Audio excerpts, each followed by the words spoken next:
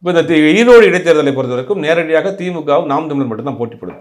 இப்போ நாம் தமிழரை பொறுத்த வரைக்கும் அவர்களுக்கு போன முறை வாங்கினது 8% வாக்கு வாங்கியிருக்காங்க. இதே நாடாளுமன்ற தேர்தலையும் சரி, போன முறை நடந்த ஈரோடு இடைத்தேர்தலில் 8% வாக்குகள் வாங்கியிருக்காங்க.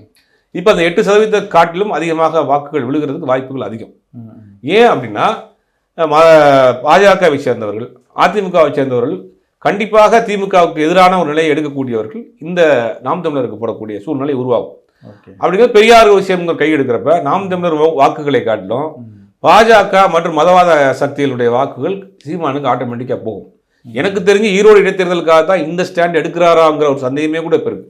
ஒருவேளை ஈரோடு இடைத்தேர்தலுக்கு பிறகு பெரியாரை எதிர்க்கக்கூடிய அந்த விஷயத்தை இவர் குறைச்சிக்கலாம். இதற்கு பின்னாடியும் அதிமுகவும் சரி பாஜகவும் சரி மறைமுகமாக நாம் தமிழருக்கு பின்னாடி சப்போர்ட் பண்ணுறாங்கிறத மாற்று கருத்தே கிடையாது. அப்போ நீங்கள் பெரியாரை பேசிட்டு அங்கே 16% பெரியார் தொகுதியில் வாங்கிட்டு வேற ஒரு கட்சி அப்படின்னு அதை ஃபோக்கஸ் பண்ணுறதுக்கு இந்த வேலையை பண்ணுறாங்க.